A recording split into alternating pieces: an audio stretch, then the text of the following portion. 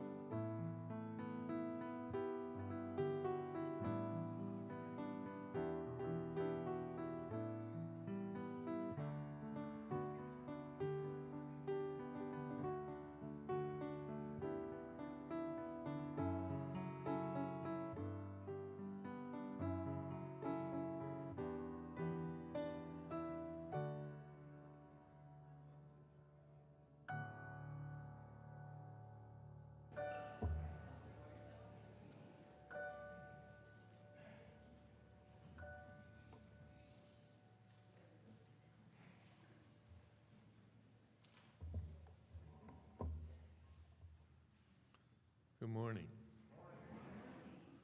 Today I'm going to talk about being a father, and the man who made me a father for the first time was my son Noah.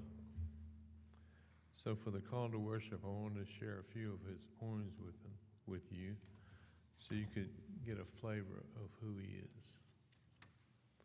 The Birth of a Poem, May 18th, 5:14 p.m. I asked to borrow his pen. He handed me a blue papermate. I used it to write this poem. What? He walked by gawking, his eyes fixed on me. I suddenly felt like an illegally parked car.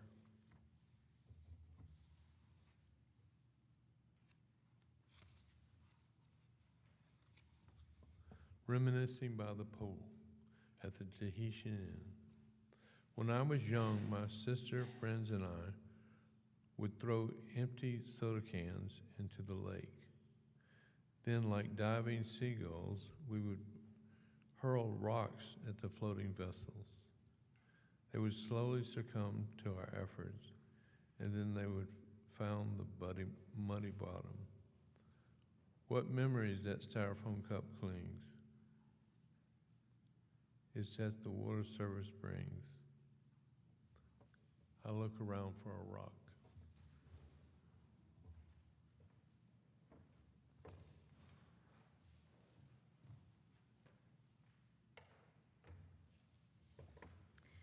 let us light our chalice together.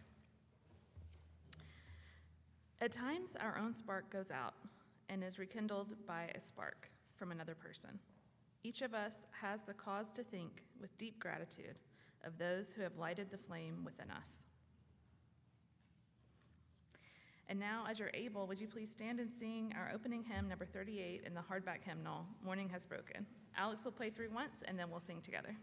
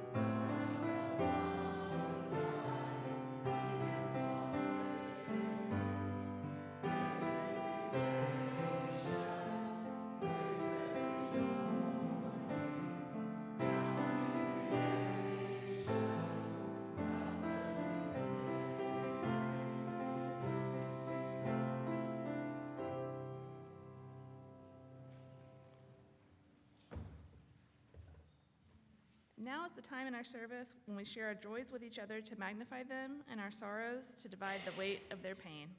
If you are so moved, please feel free to come forward, state your name, and drop a pebble in the bowl to express a joy or sorrow that you may have.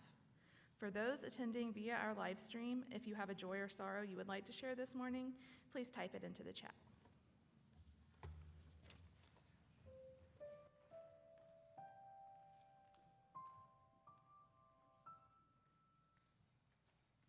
I'm Michelle Lieber-Gassell, a member of this congregation, and I enjoyed going down the Ottawa with an offering by Bob Pop. It's done every year. We had so much fun, however, I got bit right there. And I thought it was an ant because it looked like an ant, but it had stripes around the abdomen. But found out it's a velvet cow ant, which is really a wasp. And it left its stinger in me. Okay, the other thing is I want to announce Roswell's first inaugural Pride event. Yeah. And it's going to be Saturday at 10 a.m. It will probably start at the Gate City Brewery, and we'll walk up to Woodstock Road and turn around. But I'm so excited. I hope you can join us.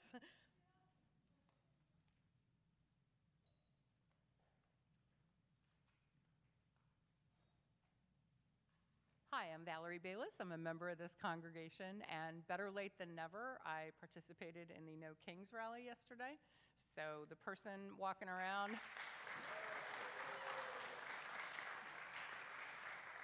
so the person doing the crosswalks at 141 in McGinnis in the Public Radio Nerd t-shirt was me, and I am ready to do it again.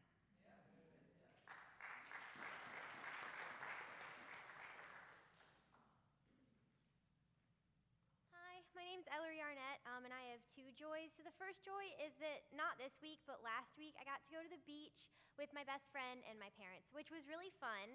And like more importantly, like seeing the ocean and everything is always like a spiritual experience for me. I know it's not the same as when y'all go to your like retreats and everything, but you know, that's kind of like my retreat. So I came back feeling very grounded and connected to God, and it was a lovely time. And then the second pebble I have is a pebble of joy about the protests that happened yesterday. I feel like, you know, seeing all the political stuff that happens, like you can get really bogged down, you can feel so hopeless, but like to see like all the turnout, you know, just like online and everything, it's really inspiring. And I wasn't able to go to the one yesterday, but I'm hoping there will be more so I can go to one.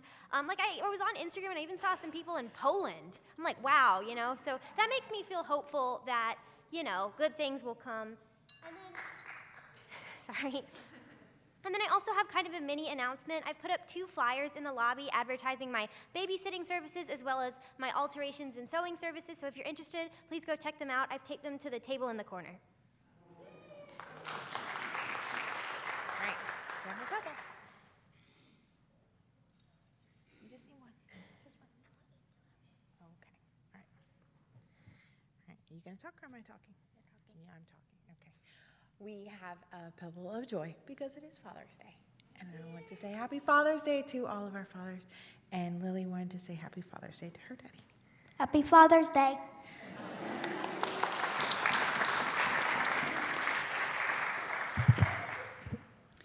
I'm Miriam Patanian, and I'm a member here. I wanted to I have a pebble, I will have a pebble, of gratitude for those of you who may not have heard, because I think I said it when we were at the park, and we didn't like record Joys and Sorrows, I think. John's mom passed away kind of suddenly with he took her to the ER with chest pain. She wound up being diagnosed with probable metastatic kidney cancer, and 5 days after that, she passed.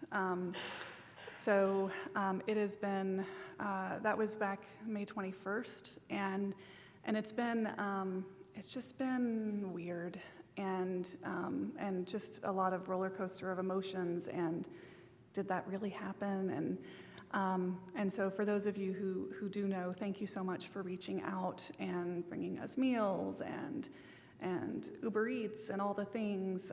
It made it so much easier for us to get some nutrition without having to think about it. So just, you know, keep John and our family in your thoughts. And then the other is a pebble of joy. Last weekend, on Friday, I turned 50, and it is fabulous. I got to spend it with my mom and brother, and of course John and the kids up in Nashville, and it's been wonderful. I feel like I have zero cares, and it's very liberating. So. Yay.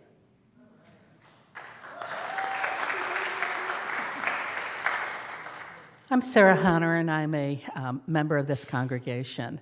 And not for us to end on a down note, but I wanted us to remember a legislator in Minnesota who was killed, and her husband, as well as another legislator in who he and his wife were both shot, and they have determined that these were political killings. So thank you to anyone who does serve as a civil servant or an elected official. Please keep them in your hearts. And they were both families, so we have one family who has lost their children, or their children have lost their parents.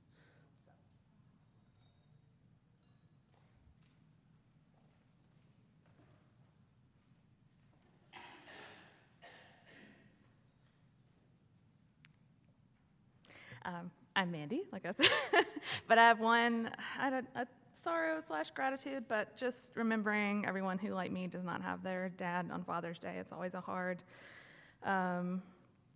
day, and I lost my mom when I was 3 to leukemia, and my dad raised my 2 brothers and I by himself and did an awesome job and was just the best dad and taught me everything about parenting, so I'm just remembering him today. And I do want to drop a final pebble for all the joys and sorrows that we are not able to share this morning, and may we keep one another in our thoughts in the coming week.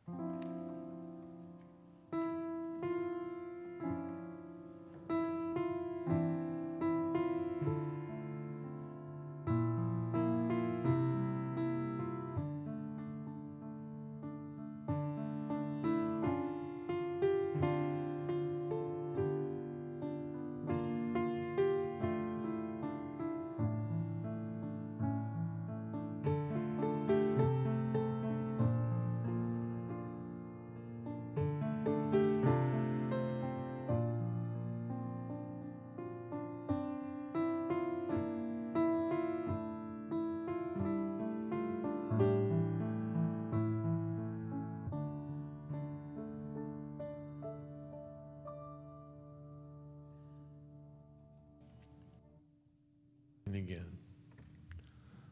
I want to give you a disclaimer before I start with the message. My friend Ashok tells me he likes it better when I speak rather than read. So I didn't write this. I've got bullet points, what I'm going to say to you. So if it doesn't work out right, see Ashok. You are not a parent if this story does not make sense to you. A father was sitting in the living room. His daughter and son were upstairs. The daughter said, "Daddy, please make him stop." "What is he doing?" "He's wagging his foot at my door." "Well, then why don't you close your door?" "Well, then I can't see what he's doing."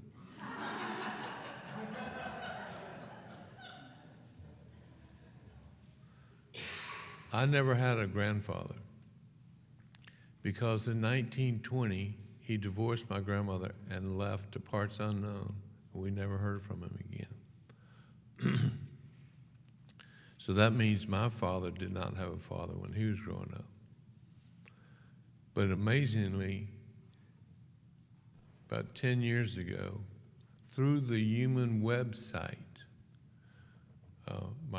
his second family was doing some geological research for their family tree.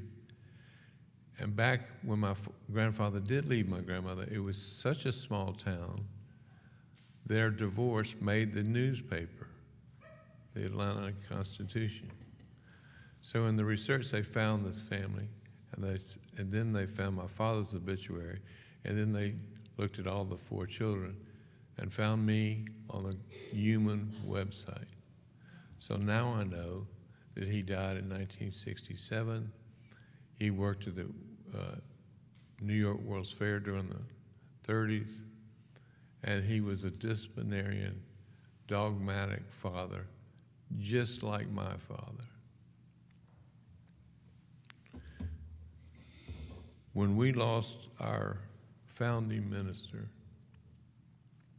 I had the title at the time, Vice President in charge of worship, which meant I did 1 service a month.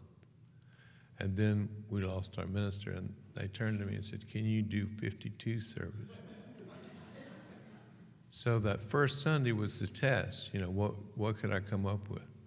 Well, most people didn't know that 90 days earlier we had booked Tibetan monks to come and go, whoa, whoa, whoa, whoa.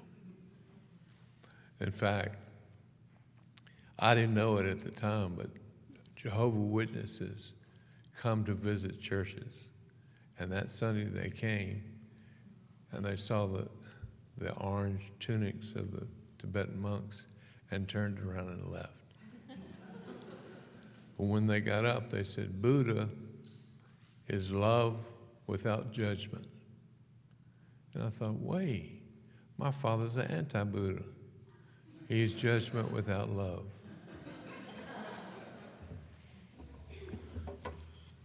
There are 5 P's to being a good father. You plan, you're the provider, you protect, you play, and you praise. My father was a good provider. but he never transitioned from discipline to nurturing. And the first father, according to our lore, was Adam. And he had 2 sons, Cain and Abel. And Cain killed Abel. Now, in the Baptist church that I grew up in, that's where we'd stop with the story. But in the Unitarian church, they'd say, now wait a minute. Cain, after he killed Abel, went and found a wife. Where did that woman come from?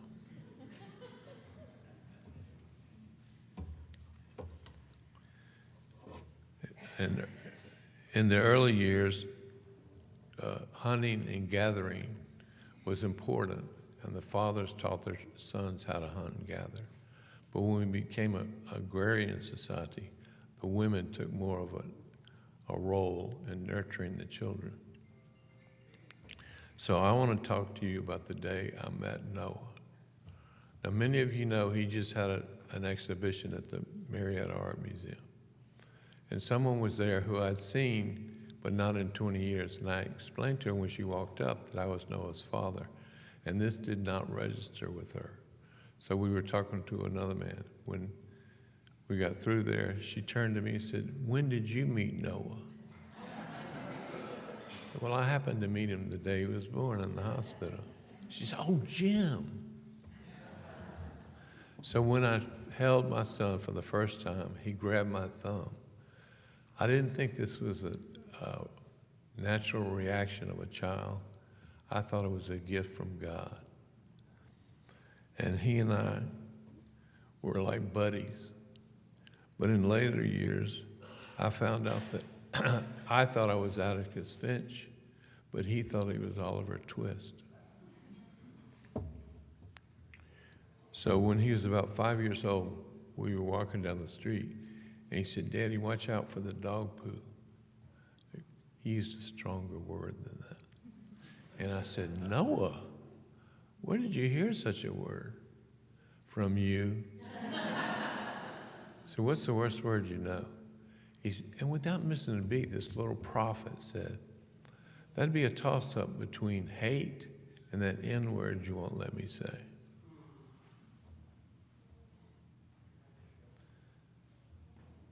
When he was 12 years old, he moved in with Annette and I. And she was astonished that his attraction to the gas flame in the fireplace, where he took dog can lids and blackened them, cut them, and made a mobile. We still have that mobile. He's now 45. He did it when he was 12. But he showed promise early on. And when he went to college, he went to Georgia State and wanted to display his sculptures for the professor, the head of the department. And the professor walked in and said, "Oh, figurative." So we told Noah that he should drop out of college and we'll just buy him supplies. And I called my professor. I have an art degree from Mercer, and I called my lead professor, and he said, "Most definitely get him out of there. That head of the department will give him negative feedback and not what he needs. But you and Annette can instruct him, because love is the thing you cannot teach." And he's already demonstrated the love. I still communicate with that professor. When I do a painting, I photograph it and send it to him, and he critiques it for me. So we kept Noah in baling wire, copper, whatever he needed. Annette taught him how to paint. And so he was in a very artistic, nurturing environment. But I traveled a lot.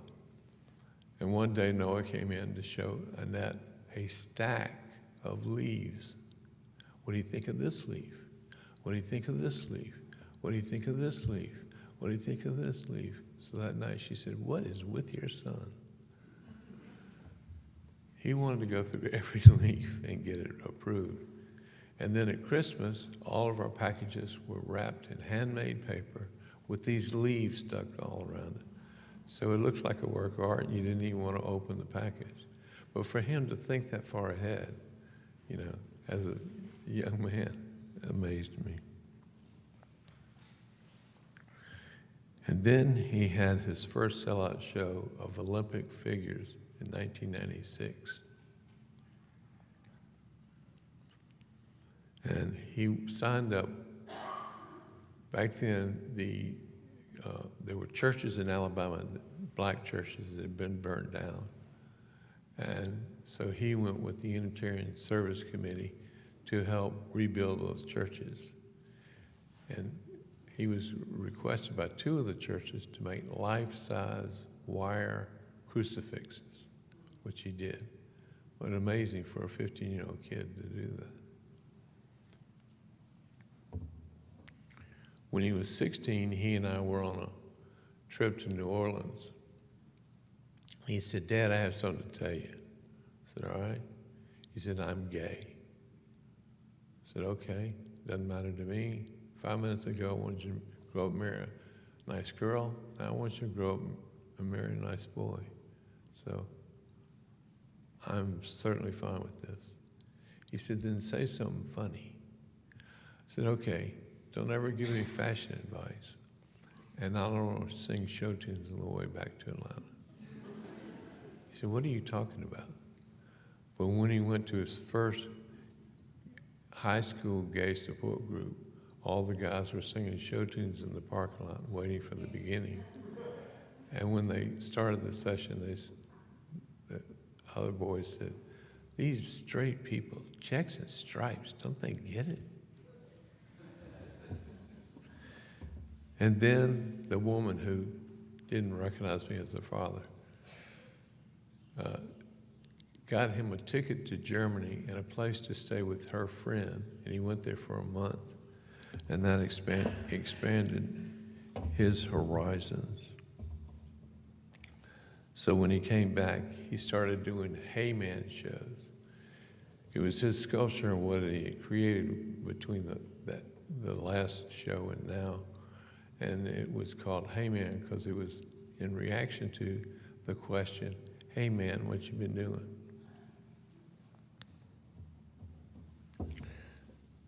So since my father was rather distant,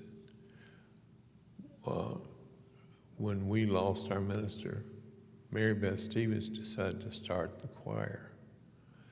And this little short man stood up, looked like an elf. And he said, "I just retired as the music director for the University of Tennessee. I'd like to direct your choir." That was a big blessing. And he observed the relationship between my father and I and said he would like to be my surrogate father. So it's UUMAN has been a source of inspiration for me. All of you are great examples. Before I came to UUMAN, somebody once asked me, "Can you name a handful of your friends who have great marriages?" Which I could not. And now I'm in presence of great marriages. So UUMAN has made a difference in what kind of father I became. But one of the great joys of being a father is you eventually become a grandfather. And so watching our son Alex play and chase and scream and laugh with our granddaughter Ania, who may be watching right now. Hello, Ania.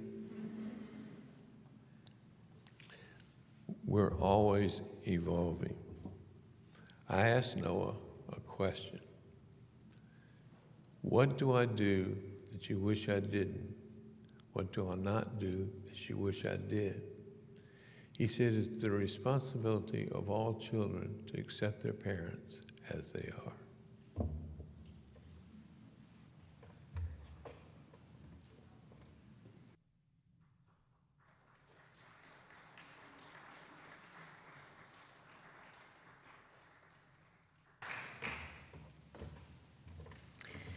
In an effort to fulfill and further the vision and mission of this congregation, we ask that our members and friends share of their time, treasure, and talents.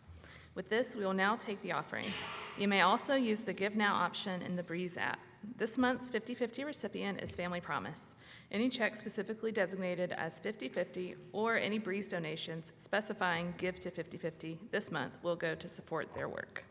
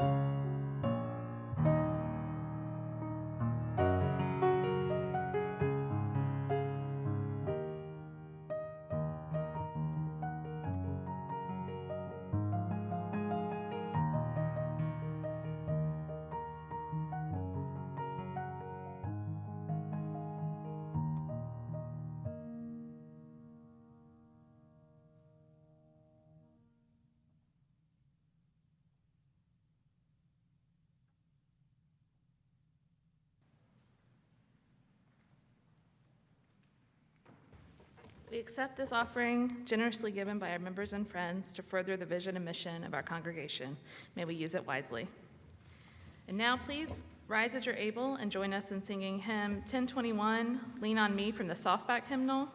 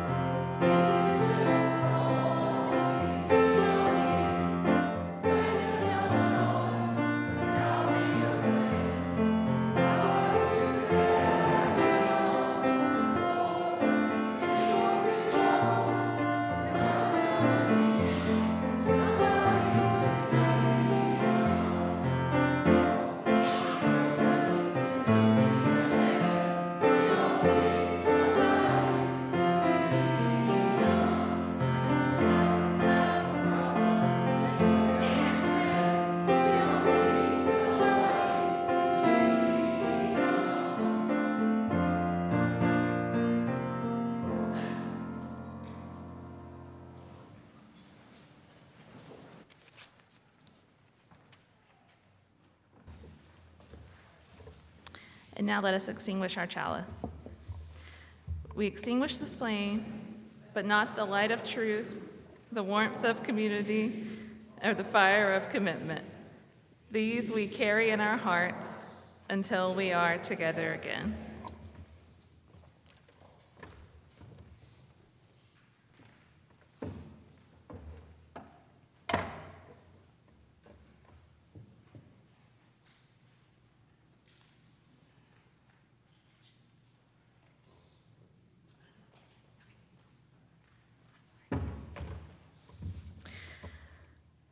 This is by Barbara Peskin. Because of those who came before, we are. In spite of their failings, we believe. Because of and in spite of the horizons of their vision, we too dream. Let us go, remembering to praise, to live in the moment, to love mightily, to bow to the mystery.